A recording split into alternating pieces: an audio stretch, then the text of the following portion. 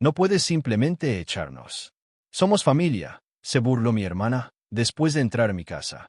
Mark L. Neuve, 1. 3 meses después, recibí un mensaje de texto inesperado de ella. A los 28 años, finalmente logré mi sueño de ser dueño de una casa. Algo por lo que había trabajado desde los 19, ahorrando cada centavo y viviendo en apartamentos estrechos con compañeros de piso durante casi una década. Había sacrificado salidas nocturnas, vacaciones e incluso comodidades básicas para ahorrar lo suficiente para el pago inicial en el brutal mercado inmobiliario actual.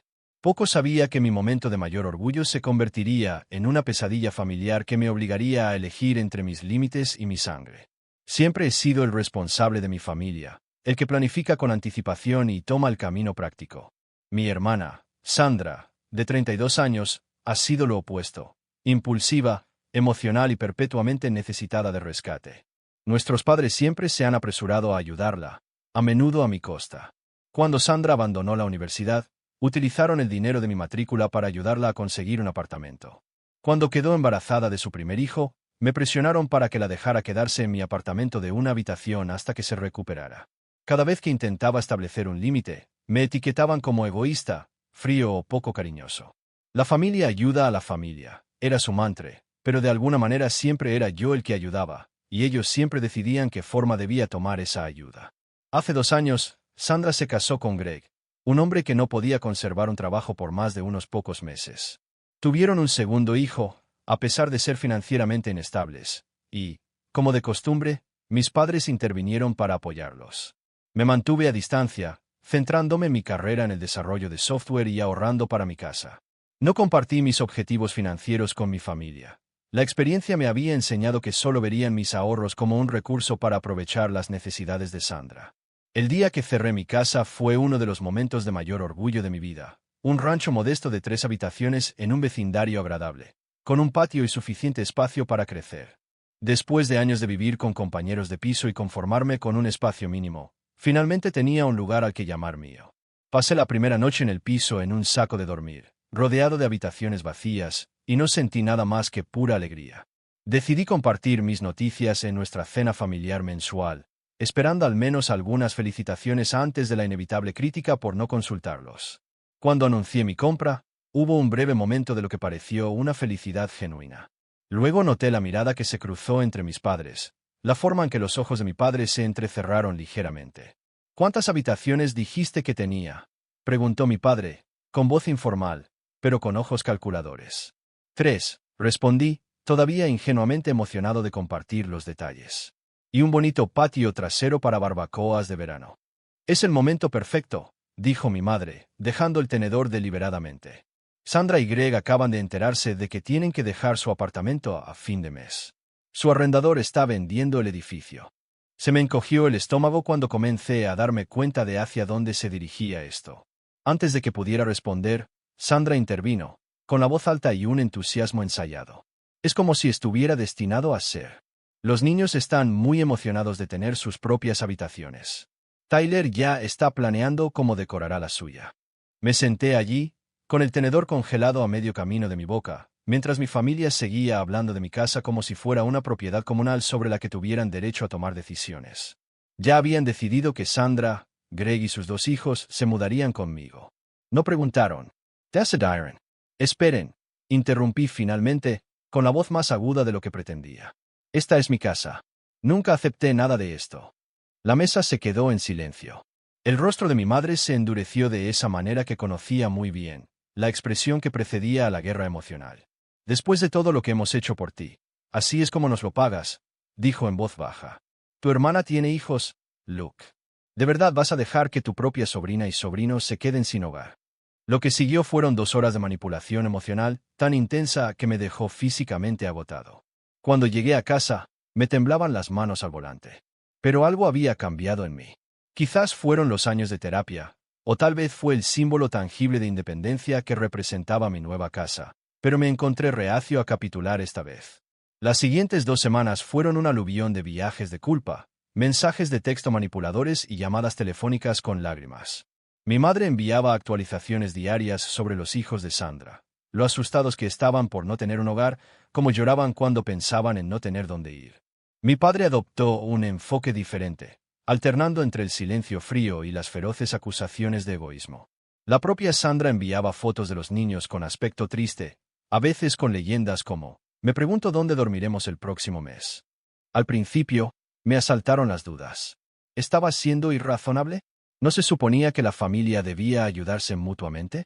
Llamé a mi amigo, Marcus, que había sido testigo de gran parte de la dinámica de mi familia a lo largo de los años. Te están manipulando, hombre, dijo sin rodeos. Si estuvieran pidiendo quedarse una semana mientras encontraban un nuevo lugar, sería una cosa. Pero están tratando de mudarse permanentemente sin siquiera preguntar. Eso está mal. Sus palabras fortalecieron mi determinación. Envié un mensaje claro a mis padres y a Sandra. Lamento su situación de vivienda, pero mudarse a mi casa no es una opción.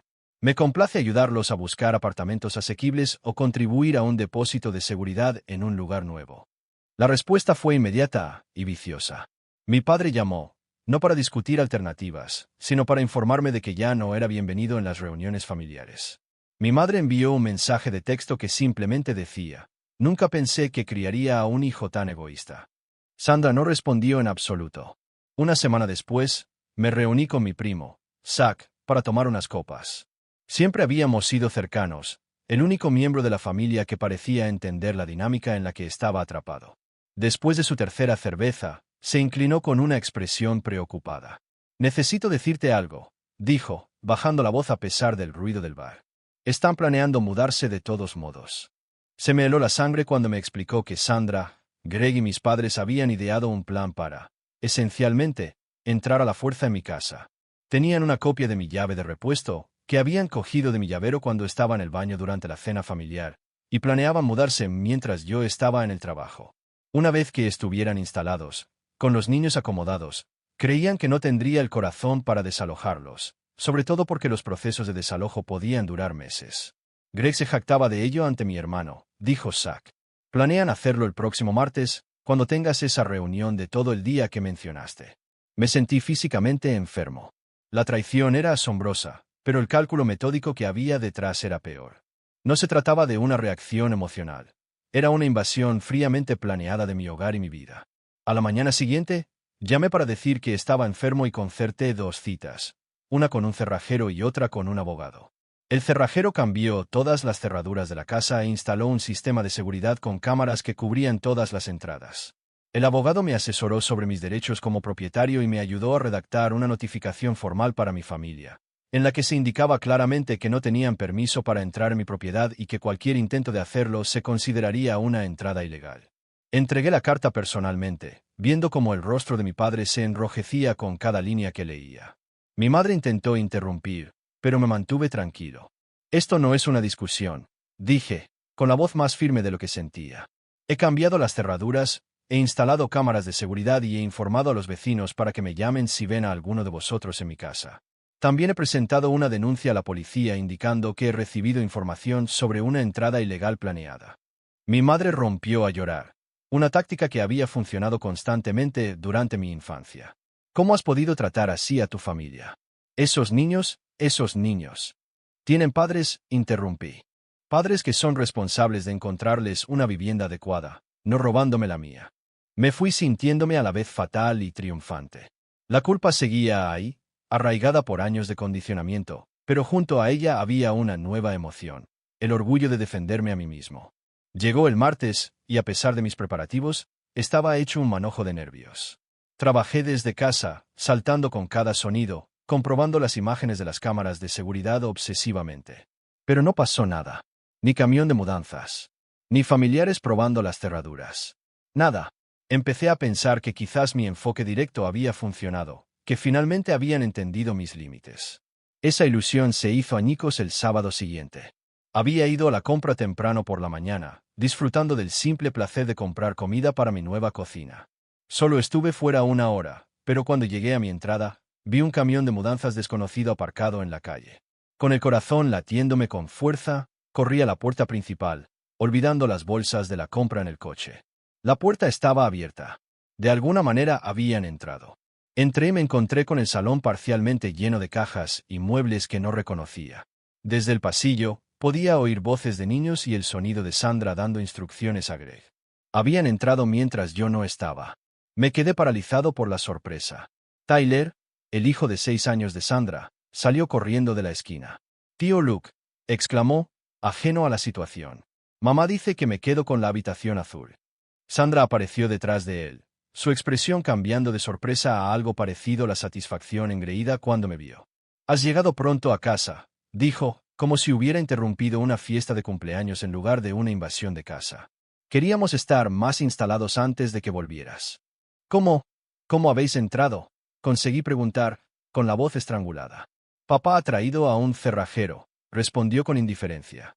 «Les enseñó viejas fotos familiares nuestras de su cartera y dijo que era tu padre, que se había quedado fuera mientras revisaba tu casa durante tu viaje de negocios. Incluso tenía correo con tu dirección que mamá cogió de tu coche durante esa cena familiar». El cerrajero no sospechó nada. La forma casual en que admitió el engaño me dejó sin aliento. Detrás de ella, apareció Greg, cargando una caja con la etiqueta cocina. Me saludó con la cabeza, como si fuéramos vecinos que se cruzaban en la calle. «¿Dónde quieres esto?», le preguntó a Sandra, ignorando por completo el hecho de que yo estaba allí de pie, claramente en estado de shock. «Fuera», dije, con voz baja pero firme. «Todos vosotros. Fuera ahora». Sandra puso los ojos en blanco. «No seas dramático, Luke. Los niños ya están entusiasmados con sus habitaciones. No puedes simplemente echarnos. Somos familia». «Esto es ilegal», dije, sacando mi teléfono. «Habéis entrado en mi casa. Voy a llamar a la policía». Greg dio un paso al frente, su lenguaje corporal de repente amenazante. «No llamarías a la policía contra tu propia hermana, contra tu propia sobrina y sobrino». «Mírame», respondí, ya marcando. Lo que siguió fueron 30 minutos de caos. Sandra alternó entre rogarme que no involucrara a la policía y gritar que yo era un monstruo que quería que los niños se quedaran sin hogar. Greg me amenazó físicamente, y luego dio marcha atrás cuando lo grabé. Los niños, confundidos y asustados por el comportamiento de los adultos, empezaron a llorar. Cuando llegó la policía, mi familia intentó inmediatamente presentarlo como un malentendido familiar. Los agentes, para su mérito, no se inmutaron. Verificaron que yo era el propietario de la propiedad, confirmaron que no había dado permiso a nadie para entrar o vivir allí, e informaron a mi familia de que tendrían que irse inmediatamente. El agente de mayor rango me apartó a un lado mientras su compañero supervisaba la retirada de sus pertenencias. «Señor, vamos a presentar esto como una entrada ilegal y allanamiento», dijo en voz baja. «Dado que son miembros de la familia, no vamos a realizar arrestos hoy, pero este incidente quedará documentado. Si intentan algo así de nuevo, habrá consecuencias más graves, incluyendo posibles cargos criminales. Le recomiendo que solicite una orden de alejamiento si lo cree necesario». «Pero no tenemos a dónde ir», gimió Sandra, abrazando a sus hijos dramáticamente. «Señora, eso no es responsabilidad de su hermano», dijo el agente mayor con firmeza. «No se puede entrar en la casa de alguien porque se necesita vivienda.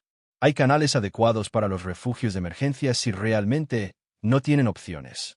Mientras los escoltaban, llegó mi madre, a la que Sandra había llamado. Pasó corriendo junto a la policía para enfrentarse a mí en mi propio porche. «¿Cómo has podido hacer esto?», siseó, con el rostro contorsionado por la ira. «Esos niños recordarán este día para siempre. Sabrán que su tío eligió su preciosa casa por encima de ellos». «No», respondí, encontrando una calma que no sabía que poseía. «Recordarán que sus padres los pusieron en esta situación. Que sus padres violaron la ley y los utilizaron como peones emocionales». La policía supervisó cómo cargaban sus pertenencias parcialmente desempacadas de nuevo en el camión de mudanzas. Durante todo el proceso, los miembros de mi familia alternaron entre súplicas, amenazas e intentos de avergonzarme delante de los agentes y los vecinos que, inevitablemente, se habían reunido para ver el espectáculo. Antes de que se marcharan, mi padre se acercó a mí por última vez. «Ya no eres mi hijo», dijo, con voz fría. «No te molestes en venir a los eventos familiares. No lames a tu madre. Has tomado tu decisión». Esa noche, solo en mi casa, sentí una abrumadora mezcla de emociones: alivio, pena, ira y una extraña sensación de liberación. Volví a cambiar las cerraduras, actualicé el sistema de seguridad y pasé la tarde sentado en el suelo de mi vacío salón, rodeado del espacio que era verdaderamente mío. Las semanas siguientes fueron difíciles. Fieles a su palabra, fui excomulgado de las reuniones familiares. Mis padres dijeron a la familia extensa que me había negado cruelmente a ayudar a mi hermana cuando más lo necesitaba, omitiendo la parte sobre la entrada ilegal en mi casa. Algunos parientes se pusieron de su lado, inundando mi teléfono con mensajes de decepción. Otros, que habían sido testigos del patrón de favoritismo a lo largo de los años, se pusieron en contacto conmigo en privado para ofrecerme su apoyo. Me dediqué a convertir mi casa en un hogar. Pinté habitaciones, compré muebles pieza a pieza y planté un jardín en el patio trasero. Cada mejora parecía simbólica, una recuperación de mi espacio y mi autonomía. 3 meses después de la entrada ilegal, recibí un mensaje de texto inesperado de Sandra. Era breve: he encontrado un apartamento a través del programa de vivienda comunitaria. Los niños están instalados en la escuela cercana. Sigo pensando que te equivocaste, pero has salido bien. Sin disculpas. Sin reconocimiento de la violación. Pero era algo.